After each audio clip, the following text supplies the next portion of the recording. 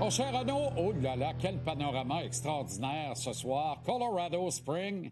Aïe, aïe, aïe, que c'est beau. Ah oui, on est gâtés ici, c'est de toute beauté, mais on te parle de l'intérieur. On aimerait ça te parler de l'extérieur parce qu'il fait quand même 14 degrés. Mais il y a un vent à écorner les bœufs. Ah bon? Ah ben, on voit ça, là. Alors, ce n'est pas vivable. Ce n'est pas vivable. Bon, évidemment, c'est propice à une réunion des gouverneurs à régler toutes sortes de petits dossiers. On le disait il y a quelques semaines, avec un minimum de bonne volonté, tout peut s'organiser. Alors, on aura droit à un Canadien nordique 2 le 29 janvier au Centre Bell à Montréal. Est-ce qu'on sait au fait si le Canadien va jouer en rouge malgré tout? Je pense que oui, hein? Oui. Ben, on va commencer par ce dossier-là. Effectivement, ce sera le cas, Jean-Charles. Ce sera la première fois, donc, qu'on va voir le chandail bleu nordique au Centre Bell, qui était à l'époque, lorsqu'il a ouvert, le Centre Molson. Bien sûr, oui. Jamais les Nordiques n'ont joué dans cet amphithéâtre. Ils ont toujours joué au Forum de Montréal. Ouais. Exact. Maintenant, là, pour les gens à la maison là, qui se posent la question, OK, qu'est-ce qui s'est passé? C'est que, en réalité, là, quand on veut faire des modifications du genre, l'Avalanche du Colorado avait déjà envoyé sa liste de matchs où on allait porter le chandail bleu nordique. Et c'est sûr que les Canadiens à domicile n'ont pas le choix de porter leur chandail rouge, les commandites avec RBC, etc. Ça menotte un peu tout le monde. Et ça fait en sorte que, en plus, il n'y a pas de chandail blanc des Nordiques du côté de l'Avalanche, là, présentement. Là. C'est juste le bleu qui existe.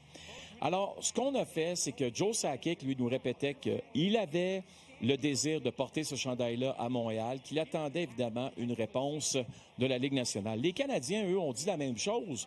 Nous, on n'a pas de problème, mais il faut que la Ligue nationale approuve un match bleu contre rouge. C'est survenu, comme tout le monde s'en souvient, il y a quelques semaines seulement, au Madison Square Garden de New York, alors que les Red Wings en rouge ont joué face aux Rangers de New York en bleu. C'était de toute beauté. Ça n'a eu aucun impact. Il y a pas, je veux dire, les joueurs n'ont pas commencé à se dire « Oh, là, il n'y a pas de chandail blanc, je ne sais plus comment jouer au hockey. » Au contraire, ça a donné un excellent spectacle.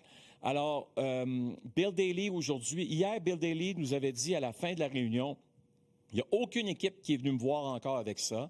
On savait que les deux parties allaient faire une présentation, si tu veux, qui n'a pas été faite devant tous les gouverneurs, là, qui était faite avant, pour expliquer quels étaient les désirs des deux équipes. La Ligue nationale de hockey a dit, il n'y a pas de problème. Nous, on n'a aucun problème avec ça, au contraire.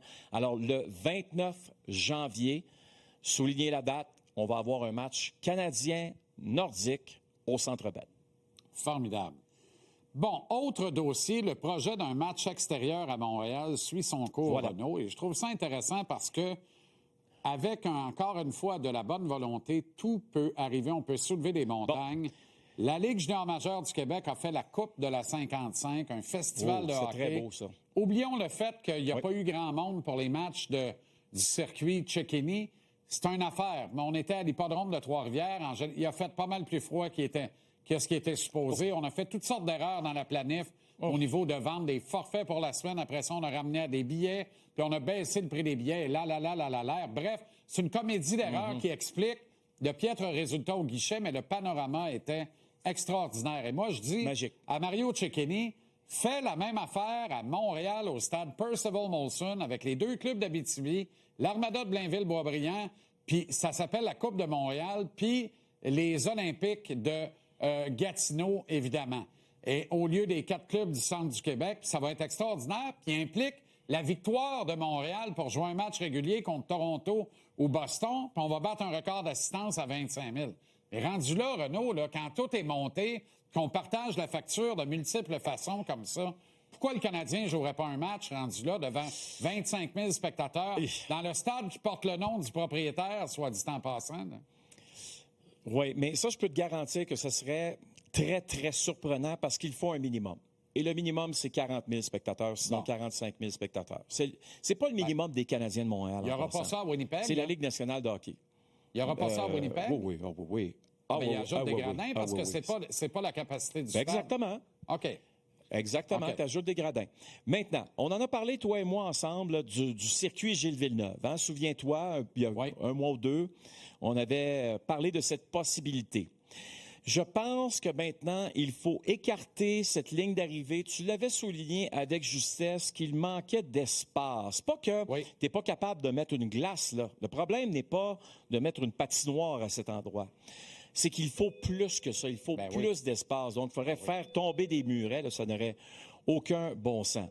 Ce que je pense, par contre, qui est beaucoup plus à l'étude présentement, c'est que tu sais comme moi que l'île Sainte-Hélène est exploitée pour des spectacles au cours de l'été. OK? Alors, ce serait beaucoup plus logique de s'installer à cet endroit, de construire des gradins pour, par la suite, évidemment, permettre un match de hockey. Le dossier, je pense que les Canadiens, là, ils insistent. Là, on voit, là, d'une manière ou d'une autre, la classique héritage canadien à Winnipeg, c'est au mois d'octobre. Pas obligé de faire ça le 1er janvier. Là, je regarde la température présentement à Montréal. Là, on se les gèle, pas à peu près. Et Solidex, comme tu dis, Jean-Charles. Oui. Maintenant, on a posé la question à Jeff Molson. Où on en est rendu là, dans ce dossier-là? Est-ce que c'est encore possible? Puis ça, écoutez la réponse de Jeff, puis on va revenir tout de suite après pour vous dire que c'est une bonne nouvelle. OK. Jusqu'à date, ce n'est pas quelque chose qu'on est impliqué. Je pense que on le serait dès que peut-être il y a de l'intérêt et ça serait fantastique si on réussit à l'avoir. Mais jusqu'à date, j'ai pas de mise à jour. Je pense que c'est une idée avec beaucoup de support, mais ça va prendre du support de la Ligue aussi. Bon, c'est ça qui est important. C'est exactement ça qui est important. Il faut du support de la Ligue aussi. Parce qu'en bout de ligne, Jean-Charles, ce ne sont pas... nous, là, on est tous d'accord. Les Canadiens sont d'accord. Mais il faut que ça vienne de où? Il faut que ça vienne de la Ligue nationale de hockey. Alors, si la Ligue nationale a le projet, elle a le projet, la Ligue, dans les mains présentement, on va l'étudier. Éventuellement, il va falloir une réponse. OK, Renaud, merci infiniment. Excellent travail. Bonne soirée à nouveau. Bonne fin de journée. Bonne soirée à Colorado Springs. Et on se reparle demain. Oui, monsieur. Salut Jean-Charles. À demain de Pittsburgh. Oh, très bien. À demain.